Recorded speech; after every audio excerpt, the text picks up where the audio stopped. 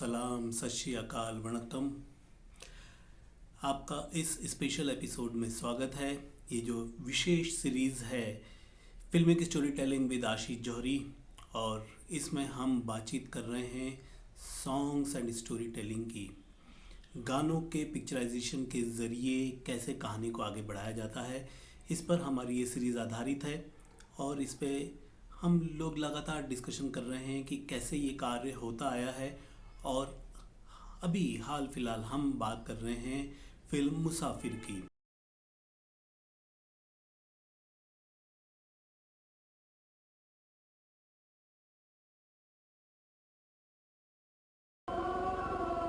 ठीक मुसाफिरों की तरह यहाँ लोग आते हैं, रहते हैं और चले जाते हैं। यहीं जन्म होता है, विवाह होता है और होती है मृत्यु।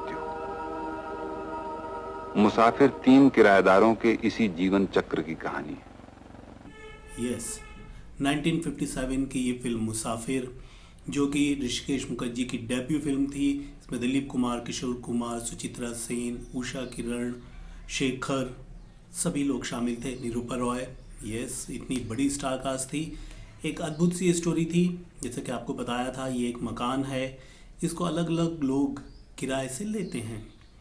और इसमें जो 3 हिस्से आते हैं, उन 3 हिस्सों में सबसे पहला जो सेक्शन है वो है विवाह का। और ऋषिकेश मुखर्जी, जो कि विमल रॉय के शिष्य थे, मधुमती के एडिटर थे, उन्होंने बहुत सीधे सीधे एक ही चीज़ इस्टेब्लिश की, वो थी बगावत, विद्रोह, रिवॉल्ट। मगर यहाँ पे जो बगावत है, ये जो विद्रोह है, इसमें किसी भी तरह की कोई बदतमीजी शामिल नहीं है। विद्रोह है अपनी परंपराओं को छोड़ने का नहीं, विद्रोह है उनमें सुधार का, चीज़ों को सुंदर बनाने का, अलग बनाने का नहीं, सुंदर बनाने का। सुंदर और अलग एक साथ। वो जो विद्रोह है, उस विद्रोह में शामिल है हमारी नायिका सुचित्रा सेन और शेखर। सुचित्रा सेन, वो जो नायिका हैं, वो मंडप से सीधे सीधे भाग के आ गई हैं शेखर के साथ में। ये फिल्म में कहानी में इस्टेब्लिश होता है। और शेखर जो पहले मकान ढूंढने जाते हैं, डेविड, जो कि उस ज़माने के और बाद में 70s तक जो उतने ही आला दर्जे के कलाकार थे, वो मकान मालिक हैं। तो वो मकान देखने जाते हैं शेखर, और वो मकान पहली बार में ही पसंद कर लेते हैं। शायद इसके लिए भी क्योंकि उनके पास कोई ऑप्शन नहीं है। वो लड़की जिससे वो प्यार करते हैं, उसका तो विवाह होने वाला है और वो उसको लेकर आने वाले हैं, विवाह की उस मंडप से भगा के लाने वाले हैं। और वो ले आते हैं, और गज़ब का ये एंट्री सीन है यहाँ पे। जैसे ही सुचित्रा सेन की एंट्री होती है और लाइट के साथ में, देखिए आप सिनेमेटोग्राफी का कमाल। उसके बाद कितनी बार, सैकड़ों बार, हज़ारों बार ये सीन रिपीट हुए हैं, मगर कितनी आसानी से, कितने दिलकश पोइटिक तरीके से हमारा जो वो पूरी फिल्म यूनिट है, फिल्मकार हैं और संगीतकार हैं, पटकथा लेखक हैं, डायलॉग राइटर हैं, ये सारे लोग उस पूरी ताकत के साथ में वहाँ पे इसको रख देते हैं। और सबसे बड़ी बात, जो सिनेमेटोग्राफर हैं, बहुत सुंदरता से, शालीनता से वो एक गजब की एंट्री वहाँ पे नायिका को देते हैं। अब तो आ गए शकुंतला, अब डर किस बात का? अरे क्या हुआ? जल्दी में बल्ब लाना तो भूल ही गया। खैर मैं सामने की दुकान से नहीं किया। मत जाओ। मगर बत्ती के बिना सह रहा था। कुछ भी हो, मुझे अकेले छोड़कर मत जाओ। अरे हाँ, मैंने यहाँ एक मोमबत्ती का टुकड़ा पड़ा देखा था, अगर किसी ने मिल गया।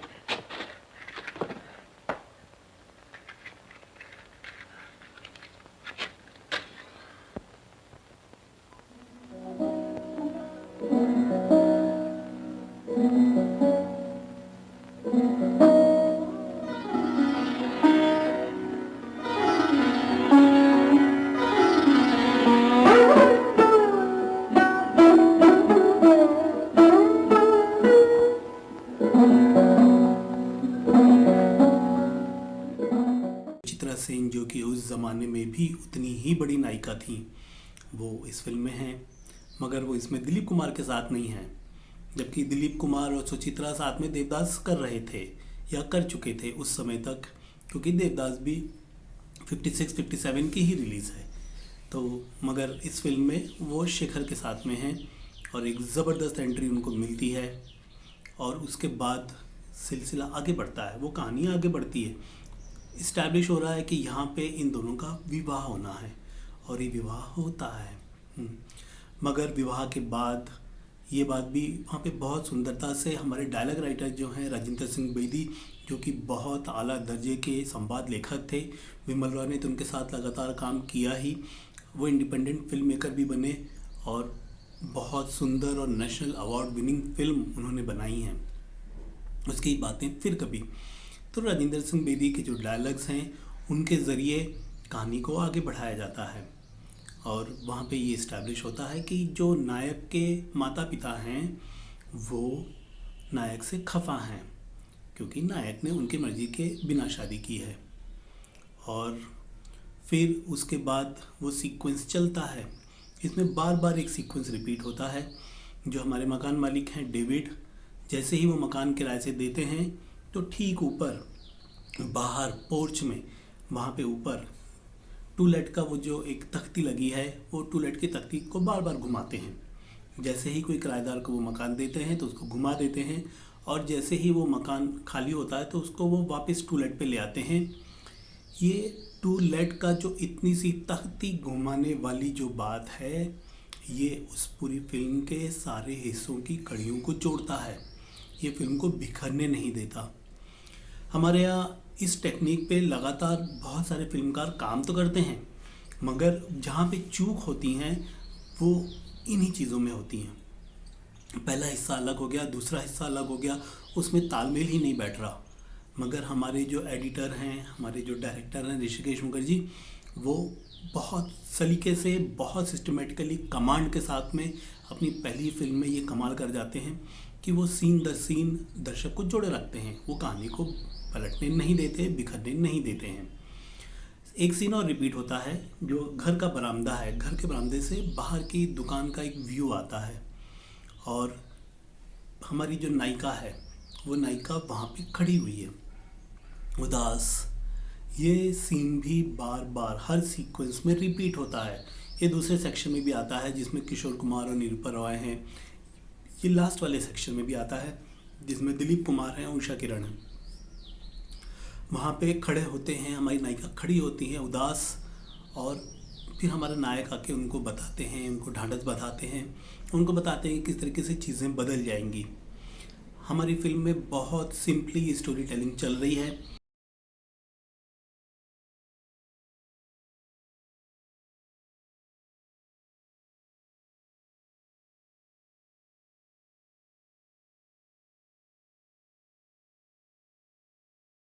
और साथ ही मज़ेदार ये चल रहा है कि बार बार हमारी नायिका परिवार बनाने की बात करती है, वो परिवार तोड़ने की बात नहीं कर रही है।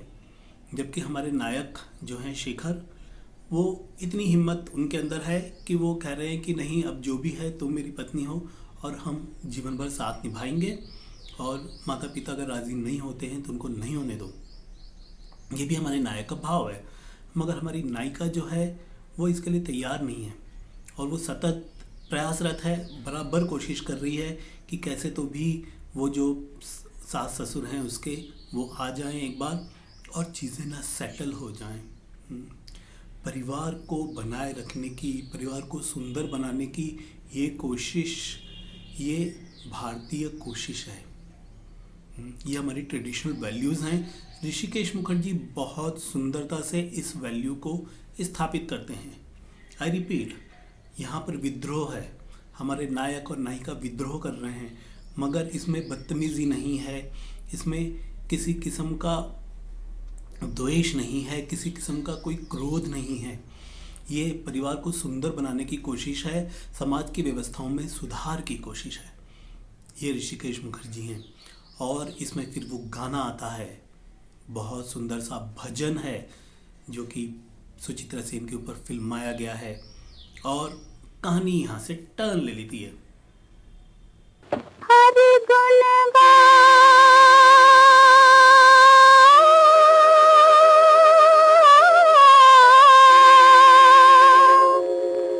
मन रे